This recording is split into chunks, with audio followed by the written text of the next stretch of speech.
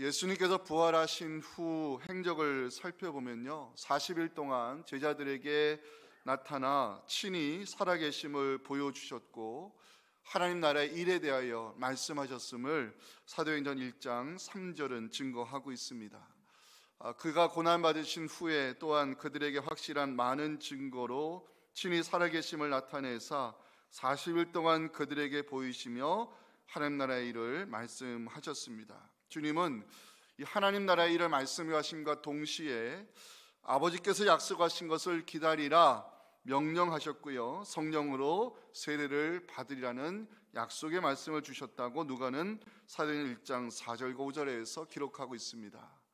사도와 함께 모이사 그들에게 분부하여 이르시되 예루살렘을 떠나지 말고 내게서 들은 바 아버지께서 약속하신 것을 기다리라.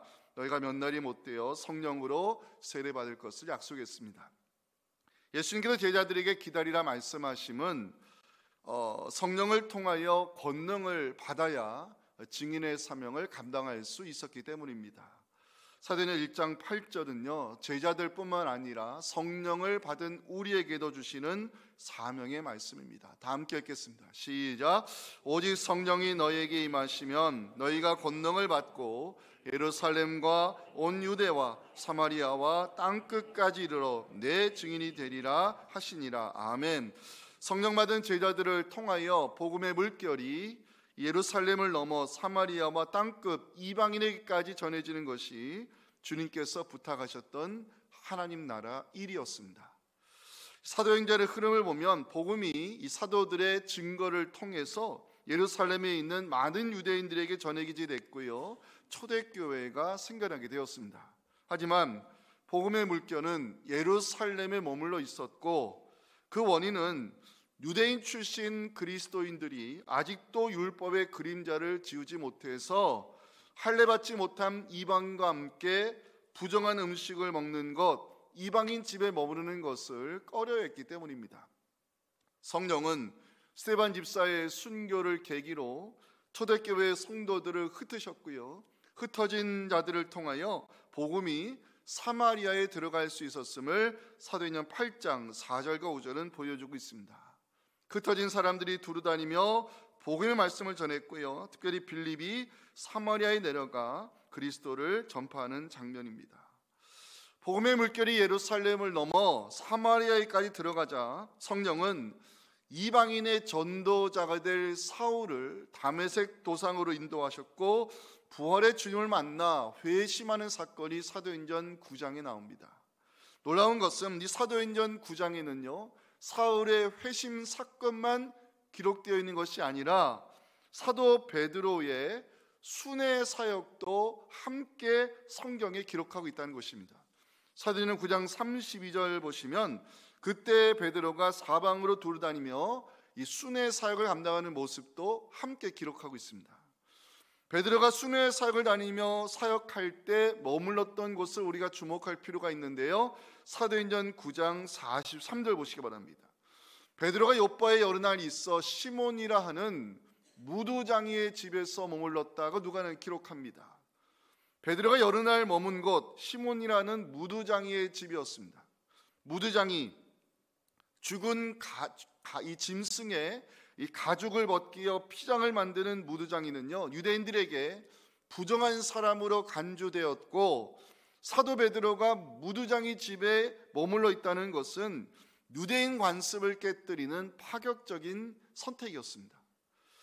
사도행전 7장부터 보시면 스데반 집사의 순교 사건이 나오고요, 사도행전 8장은 빌립 집사의 사마리아 전도, 사도행전 9장에서는 사울의 회심과 베드로의 순회 사역, 그리고 무두장이 집에 머물러 있었다는 것을 누가가 순차적으로 기록하고 있는데요, 그 이유는 복음의 물결이 예루살렘과 사마리아를 넘어서 이제 이방인을 향해 가고 있다는 것을 보여주기 위함이었습니다.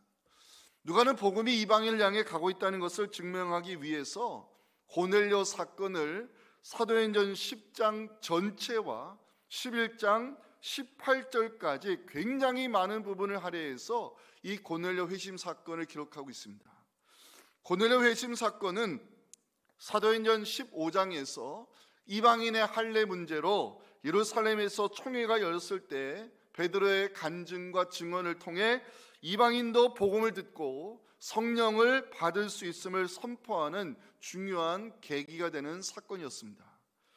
누가는 고넬료 회식 사건을 중요하게 다루면서 이 사도행전 1장 8절 말씀대로 이뤄가고 있다는 것을 이 복음의 흐름의 물결의 그 흐름을 우리에게 보여주고 있는데요. 자, 성경은 고넬료가 어떤 사람이었는가, 그의 신분, 경건을 소개하면서 오늘 사건이 시작이 되고 있습니다. 우리 1절과 2절은 안수 집사님들이 한번 읽어주시면 좋겠습니다. 시작.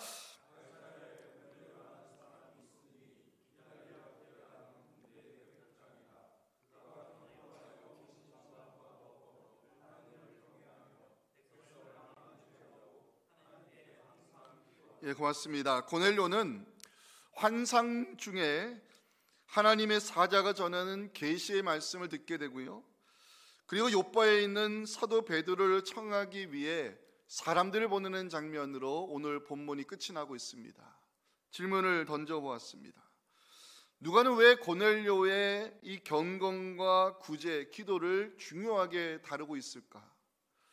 성경이 고넬료와 베드로의 만남을 중요하게 다루는 이유가 무엇일까? 질문을 던져봤습니다. 오늘은 안수 집사님 헌신 예배로 하나님께 드리는 날인데요, 성경에 말씀하는 경건이 무엇인지, 하나님 나라의 일을 감당하기 위해 우리는 어떤 존재가 되어야 되는지 함께 말씀의 은혜를 나누도록 하겠습니다. 첫째 메시지 같이 읽겠습니다. 시작. 우리는 사역자 이전에 먼저 하나님이 기억하시는 경건자가 되어야 합니다. 누가가 소개하는 고넬료는 어떤 사람이었을까? 1절 보면 그의 신분을 알 수 있는데요, 고넬료는 이달리아 로마 군대의 백부장이었습니다. 이 가이사랴 지역이 나오는데 로마 황제 가이사 아구스토를 기념하기 위해 헤롯 대왕이 10년 동안 건설한 도시가 가이사랴인데요, 이 가이사랴는 행정상 유대 지역의 수도가 되었습니다. 가이사랴에는 로마 총독의 주둔지가 있었고요, 유대인들보다는 이방인의 영향력이 컸던 도시였습니다. 고넬료는 가이사의 주도라는 로마 군대의 백부장이었는데요, 백부장 말 그대로 100명을 다스리는 장교였습니다. 그런데 누가는 고넬료를 소개하면서 이 백부장이라는 신분에다가 무게를 실어주기보다는 그의 경건에 대하여 자세하게 다루고 있습니다. 우리 2절을 보실까요? 그가 경건하여, 여기서 오늘 설교 제목이 나왔습니다. 경건하십니까? 그가 경건하여 온 지방과 더불어 하나님을 경외하며 백성을 많이 구제하고 하나님께 항상 기도하는 사람이었다. 자, 그가 경건하여, 이 단어를 찾아봤습니다. 성경에서 이 경건하다 번역된 단어의 어근이 움츠리다는 뜻이었습니다. 움츠리다. 왜 움츠리는가? 존귀한 분에 대한 존경심을 표시하는 외적인 행위로 하나님을 경외하는 사람을 누가는 경건한 사람으로 성경이 기록하고 있습니다. 누가가 고넬료 사건을 다루면서 그가 경건하였다는 것을 먼저 소개하는 것은 이유가 있습니다. 하나님은 우리가 사역자 이전에 먼저 경건자가 되기를 원하시기 때문입니다. 일보다는 됨됨이, 사역보다는 존재, 두잉보다는 비잉이 더 중요함을 성경이 우리에게 말씀하고 있지 않아 생각됩니다. 성경이 말씀하는 경건이란 무엇을 의미할까? 고넬을 통해 함께 배워가기 원합니다. 첫 번째는 영향력입니다. 자, 2절 다시 보십니다. 그가 경건하여 온 지방과 더불어 하나님을 경외했다는 구절에서 경건은 영향력이라고 성경은 가르치고 있습니다.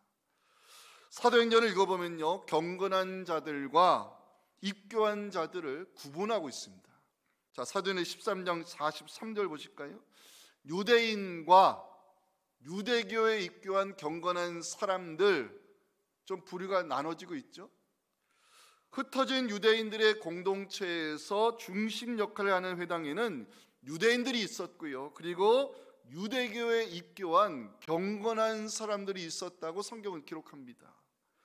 유대교에 입교한 경건한 사람들은 이방인들 중에서 유대교로 개종한 사람들을 말합니다. 고넬료는 엄격히 따지면 유대교에 입교한 사람은 아니었고요, 유대교를 인정하고 유대인들이 믿는 여호와 하나님을 경외하는 이방인 장교였습니다. 중요한 것은 고넬료의 하나님을 존중히 여기는 마음과 그 신앙이 주변 사람들에게 좋은 영향을 미쳤다는 사실입니다. 2절 다시 보십니다. 고넬료의 하나님을 향한 경건한 신앙이 주변 사람들에게 영향을 미쳤는데 온 집안 사람들이 하나님을 경외하는 신앙을 가지게 되었다고 성경은 기록합니다. 또 하나 주목해 보아야 될 장면이 있어요. 7절입니다. 부하 가운데 경건한 사람 하나를 불러 고넬료가 사도 베드로에게 보내는 장면인데요, 고넬료가 천사의 계시를 받고 사도를 초청하기 위하여 사람들을 보낼 때 그 부하 가운데 경건한 사람이 있었다고 오늘 본문을 기록합니다. 고넬료의 경건한 신앙이 가족들에게 영향을 미쳤고 또 따르는 부하에게도 선한 영향을 미친 결과로 누가는 소개하고 있습니다. 그래서 말씀을 묵상해 보았습니다. 고넬료의 하나님을 존중히 여기는 마음이 그의 경건한 신앙으로 나타났고 그의 경건함이 가족들에게 좋은 영향을 미쳤을 뿐만 아니라 부하에게도 미쳤다는 것을 보면서 경건은 영향력이라는 사실을 배우게 되었습니다. 오늘 가족에게 인정받으면 그것은 진짜라는 말이 있지요. 가족들, 특별히 나와 가까이 있는 사람들에게 인정받는 것이 저는 가장 어렵다고 생각이 됩니다. 고넬료의 하나님을 존중히 여기는 마음과 자세, 신앙과 성품이 가까운 가족, 주변 사람들에게 인정을 받고 영향을 미쳤다는 사실을 기억하면서 우리도 고넬료처럼 하나님을 존중히 여기는 경건자 될 수 있기를 간절히 소망합니다. 성경이 말씀하는 경건이란 무엇을 의미할까요? 두 번째, 구제의 행위입니다. 2절 보십니다. 하나님을 경외하는 고넬료의 신앙이 백성을 많이 구제하는 것으로 나타났다고 누가는 강조합니다. 당시 로마 장교들이 자신의 신분과 권력을 이용해서 식민지 사람들을 착취하던 시대에 고넬료의 구제 행위는 당연히 성경 기자인 누가에게 주목의 대상이 됐을 것입니다. 기억해야 될 것은요, 고넬료의 경건이 구제 행위로 이어졌을 때 그것은 보이기 위한 것이 아니었고요, 유대인들에게 칭찬받을 정도였다고 본문 22절이 이 고넬료의 그 구제 행위를 칭찬하고 있습니다. 백부장 고넬료는 의인이요 하나님을 경외하는 사람이다. 유대 온 족속이 그를 칭찬했다는 기록이 있습니다. 누가는 복음서와 사도행전에서 구제를요 경건의 중요한 한 요소로 다루고 있습니다. 누가가 기록한 예수님의 말씀을 연들게 두 구절을 보여드릴 텐데요, 모두 구제에 대한 예수님의 말씀입니다. 그러나 그 안에 있는 것으로 구제하라. 그리하면 모든 것이 너희에게 깨끗하리라. 외식하는 종교 지도자들에게 주님이 주시는 말씀입니다. 그 다음 누가복음 12장 33절이 중요한데요, 다 같이 한번 읽겠습니다. 시작. 너희 소유를 팔아 구제하여 낡아지지 아니하는 배낭을 만들라. 곧 하늘에 둔 바 담이 없는 보물이니 거기는 도둑과 가까이 하는 일이 없고 좀도 먹는 일 없다고 주님 말씀했습니다. 누가는 사도행전 9장 36절에서 부활의 기쁨을 누린 여제자 다비다의 선행과 구제를 성경이 기록해 놨습니다. 요바에 다비다라는 여제자가 있었는데 선행과 구제한 일을 심히 많이 했다는 기록입니다. 성경이 구제를 중요하게 다루는 이유, 선행과 사랑을 베푸는 행위는 경건의 한 요소이기 때문입니다. 아까 우리 김홍우 집사님께서 올해 안수집사회에서 우리 교인들 가정 중에 아기가 출생한 가정이 있으면 소정의 축하금을 안수집사회에서 전액으로 결정해서 실행하고 있다는 소식을 들었을 때 제가 참 감사했습니다. 이거 정말 좋은 일이고요, 하나님의 사랑을 실천하는 경건의 행위가 아닐까 생각합니다. 구제는 하나님을 사랑하고 이웃을 내 몸처럼 사랑하라는 율법의 계명을 실천하는 것이기 때문에 구제에 힘쓰는 것은 경건한 신앙의 증거라고 말할 수 있습니다. 구제행위가 왜 중요할까? 성경에 말씀하는 참된 경건을 이제 말씀드리겠습니다. 성경에 말씀하는 참된 경건은요, 어려운 사람을 돌보는 구제로 나타나야 한다고 야고보서 1장 27절에 말씀하는데, 성경에 말씀하는 참된 경건에 대한 기록입니다. 같이 읽겠습니다. 하나님 아버지 앞에서 정결하고 더러움이 없는 경건은 곧 과와 과부를 그 환난 중에 돌보고 또 자기를 지켜 세속에 물르지 아니하는 그것이라고 성경은 강조합니다. 성경에 말씀하는 참된 금식도 이와 같은 맥락에서 이해할 수 있습니다. 이사야 58장 6절 7절 보면요, 하나님 기뻐하는 금식에 대한 말씀이 있습니다. 내가 기뻐하는 금식은 흉악의 결박을 풀어주며 멍에의 줄을 끌어주며 압제당하는 자를 자유하게 하며 모든 멍에를 꺾는 것이 아니겠느냐. 또 줄인 자에게 내 양식을 나누어 주며 유리하는 빈민을 집에 들이며 헐벗은 자를 보며 입히는 것이 하나님 기뻐하는 금식 행위라고 성경은 말씀합니다. 성경은 참된 금식, 참된 경건이 어려운 사람들을 돌보고 그들의 필요를 채워주는 것이라고 말씀하고 있다는 것이죠. 세 번째, 성경이 말씀하는 경건이란 무엇일까? 규칙적인 기도 생활입니다. 2절 마지막 보실까요? 하나님께 항상 기도하더니, 고넬료의 기도 생활을 누가가 소개하는 장면인데, 눈에 들어오는 것은 항상이라는 단어 아니겠습니까? 헬라어로 찾아봤습니다. 모든 것, 이런 의미를 담고 있는 단어였습니다. 고넬료의 기도가 생활이었다 말할 수 있는 것은, 고넬료는 모든 것에서 하나님과 상의하고요, 모든 일에서 하나님의 뜻을 묻는 기도자였음을 누가가 강조하고 있습니다. 고넬료의 기도가 생활의 모든 면에서 진행되었던 이유가 있습니다. 고넬료는 규칙적인 기도 생활을 하고 있었기 때문입니다. 그 증거가 3절 아니겠습니까? 하루는 제9시쯤 되어 고넬료가 기도하는 가운데 환상을 보는 장면입니다. 하나님께서 고넬료에게 천사를 보내 계시의 말씀을 들려주실 때가 제9시였습니다. 제9시, 지금으로 따지면 오후 3시인데요, 이 시간은 제사장이 성전에서 희생제사를 드리는 시간이고 유대인들이 하나님께 기도하는 시간이었습니다. 여러분, 유대인들이요, 오후 3시를 기도 시간으로 정한 이유가 있습니다. 제사장이 드리는 희생제사에 동참하는 마음으로 하나님께 기도의 향을 올려드리기 위해 유대인들은 제사장이 희생제사를 집례하는 그 시간에 기도 시간을 정하여 지금도 지키고 있습니다. 시편 141편 2절에 보면 나의 기도가 주의 앞에 분향함과 같이 되면서 제사장이 하나님께 희생제사를 올려드리는 그 분향의 시간에 유대인들도 시간을 정해서 기도하고 있다는 것이죠. 고넬료는 유대인들의 기도 습관을 존중하면서 제사장이 희생제사를 드리는 제9시에 규칙적으로 하나님께 기도를 드렸음을 성경이 증거하고 있습니다.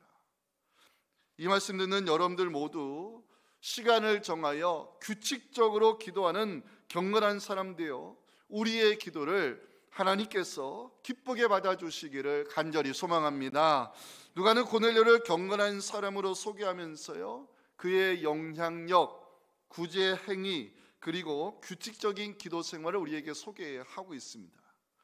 누가가 고넬료의 경건을 이처럼 중요하게 다는 것은 이유가 있습니다. 4절 때문입니다.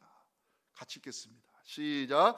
고넬료가 주목하여 보고 두려워 이르되 주여 무슨 일이니까? 천사가 이르되 내 기도와 구제가 하나님 앞에 상달되어 기억하신 바가 되었다. 상달되다는 단어가 나오죠. 헬라어로 위로 올라가다는 뜻입니다. 위로 올라간다는 것은 하나님께서 기쁘게 받으신다는 의미인데요, 하나님은 고넬료의 기도와 구제를 받으실 만한 향기로운 제물로 인정하셨다고 누가는 기록하고 있습니다.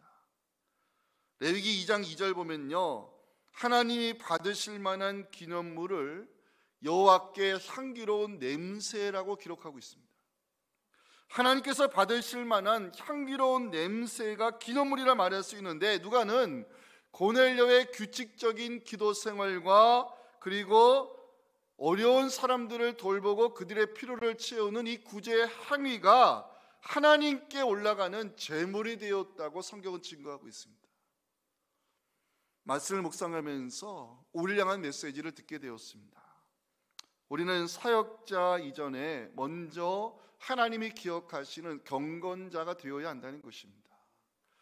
오늘 헌신 예배를 드리신 우리 안수 집사님들, 그리고 함께 예배하는 성도님들, 우리는 사역자 이전에 먼저 경건자가 되어야 한다는 메시지를 꼭 기억해 주시고요, 우리의 기도 생활과 구제 행위가 하나님께 상달되고 기쁘게 받으실 만한 향기로운 냄새되어 하나님이 기억하시는 경건자로 살아가는 우리 모두가 될 수 있기를 주님의 이름으로 축원합니다. 자, 두 번째 메시지 마지막입니다. 시작. 우리는 하나님의 일을 위하여 서로에게 필요한 존재입니다. 고넬료가 시간을 정해서 기도하는 시간에 하나님께서 보내시는 메신저를 통해 계시의 말씀을 듣게 됩니다. 그 말씀이 5절에 나와 있지 않습니까? 베드로라는 시몬을 청하라. 베드로 역시 기도하는 시간에 환성을 보면서 성령의 음성을 듣는 장면이 19절 20절에 나옵니다.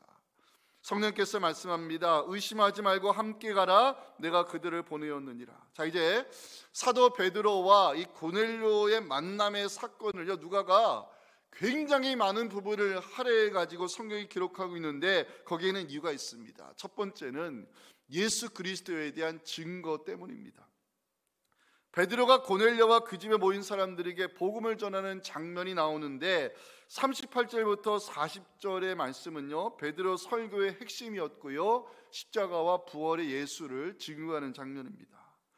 하나님이 나사렛 예수에게 성령과 능력을 기름 붓듯 하셨고, 메시아 사역을 통해서 마귀에 눌린 모든 사람을 그리스도께서 고치셨으며, 그들이 나무에 달아 죽였으나 하나님이 사흘 만에 다시 살리시면서 베드로는 이 고넬료와 그 집안 사람들에게 십자가의 예수, 부활의 예수를 증거하는 데 최선을 다했습니다.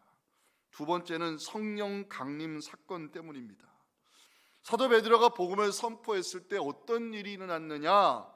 두 번째 성령 강림 사건이 일어났습니다. 이게 굉장히 중요한 사건이에요. 44절 45절 여러분들 읽어주시기 바랍니다. 시작.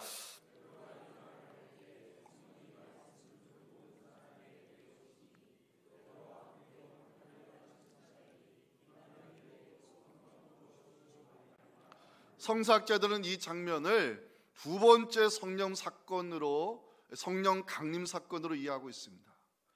첫 번째 오순절날 성령께서 강림했을 때 성령을 받은 사람들이 방언을 말하고 하나님이 하신 일을 증거하자 예루살렘에 소동이 일어났습니다. 그 장면이 사도행전 2장 6절에 나오죠. 각각 자기의 방언으로 제자들이 많은 것을 벗고 유대인들이 소동했습니다. 자, 읽지는 않았지만 여러분들 사도행전 10장 열어놓고 계시죠? 46절 가보실까요? 고넬료 가정에 성령이 임했을 때 첫 번째 오순절 강림 사건과 마찬가지로 방언을 말하며 하나님을 높이는 장면이 46절에 기록이 되어 있죠. 누가가 두 번째 성령 강림을 중요하게 다루는 이유는 이방인들도 복음을 듣고 성령으로 세례받을 수 있음을 공식적으로 선언하는 계기가 되었기 때문입니다. 베드로가 예루살렘에 돌아갔어요. 자기가 직접 경험했던 이방인에게 성령께서 강림하신 사건을 보고하는 장면이 사도행전 11장 15절에 기록이 되어 있습니다. 내가 말을 시작할 때에, 내가 부활의 예수, 십자가의 예수를 증거할 때 성령이 그들에게 임하셨고, 처음 우리에게 하신 거 오순절날 이 마가의 다락방에 성령이 임하신 것 같이 그들도 방언을 하고 그들도 하나님을 높이며 예수 그리스도 통해 하신 하나님의 일을 증거하더라. 베드로가 예루살렘 교회에 보고하는 장면입니다. 나중에 사도 바울이 이방인의 전도자가 되어서 선교 여행을 떠났죠. 복음을 전하자 예루살렘에서는요, 이방인의 할례를 문제 삼는 이들이 있었습니다. 이 문제로 예루살렘에서 최초의 기독교 총회가 열렸을 때 베드로가 이방인에게도 하나님이 동일하게 성령 부어주셨음을 증언하는 장면이 사도행전 15장 8절 9절에 나옵니다. 하나님은 우리에게와 같이 그들에게도 성령을 주셨다. 믿음으로 그들의 마음을 깨끗이 하사 그들이나 우리나 구원받는데 차별하지 아니하셨다고 베드로 사도가 예루살렘 총회에서 증언했습니다. 고넬료 가정에 임하신 성령 강림 사건은요, 그동안 아직도 허물지 못한 이방인에 대한 편견과 차별의 벽을 허무는 계기가 되었고, 이방인들도 복음을 듣고 구원받을 수 있다는 선교의 지평을 넓히는 이유가 되었습니다. 이런 놀라운 결과가 일어나기까지 성령은 고넬료와 사도 베드로의 만남을 통해 역사했습니다. 고넬료는 로마 장교였고 이방인이었으며 유대교에 개종하지는 않았지만 하나님을 존중하게 여기는 경건의 사람이었습니다. 베드로, 유대인 출신 사도로 아직까지 이방인에게 복음을 전하는 일에 열심을 내지 못했고요, 이방인들도 성령을 받을 수 있다는 사실을 알지 못했습니다. 성령은 고넬료와 베드로의 만남을 통해 서로에게 필요한 존재가 되게 하셨습니다. 고넬료와 그의 가족은 베드로가 전하는 복음을 통하여 성령으로 세례를 받게 되었고요, 하나님 나라 구원받은 사람들이 될 수 있었습니다. 베드로는 고넬료 가정에 성령이 임하는 것을 보면서 이방인들의 부정하다는 편견과 차별의 벽을 허물 수가 있었습니다. 고넬료와 베드로의 만남을 통해 역사하시는 성령을 묵상하면서 저는 우리를 향한 중요한 메시지를 깨닫게 되었습니다. 우리는 하나님의 일을 위하여 서로에게 필요한 존재라는 사실입니다. 교회 안에 존재하는 모든 성도님들 한 분 한 분은 하나님 우리 교회에 필요하셔서 부르신 소중한 존재들이십니다. 우리는 하나님의 일을 위하여 서로에게 필요한 존재라는 사실을 꼭 기억해 주시고, 우리 옆에 있는 분들에게 이렇게 인사했으면 좋겠습니다. 당신은 필요한 존재입니다. 한번 인사하실까요? 당신은 필요한 존재입니다. 우리 모두는 하나님 나라 사역을 위해서, 주의 몸된 교회를 위해서 필요한 존재로 하나님이 부르셨음을 꼭 기억해 주시고, 성령이 불러시키는 일에 하나 되어 힘을 모으는 여러분들을 통해서 하나님의 역사가 우리 교회 목회 현장에 나타날 수 있기를 주님의 이름으로 축원합니다. 지금은 우리 구주 예수님의 은혜와 하나님 아버지의 크신 사랑과 성령의 감동함의 역사하심이 오늘 안수집사 헌신 예배를 통해 주신 이 귀한 말씀을 마음에 새기며 사역자 되기 전에 하나님이 기억하시는 경건자가 되기를 원하고, 또한 하나님 나라 일을 위해서 주의 몸된 교회를 위해서 필요한 존재로 쓰임받기를 원하는 오늘 헌신 예배를 드리는 안수집사님들 한 분 한 분 위에, 그리고 함께 예배드리며 기도하는 우리 예배자들 위에 지금부터 영원토록 함께 하시기를 간절히 축원하옵나이다. 아멘.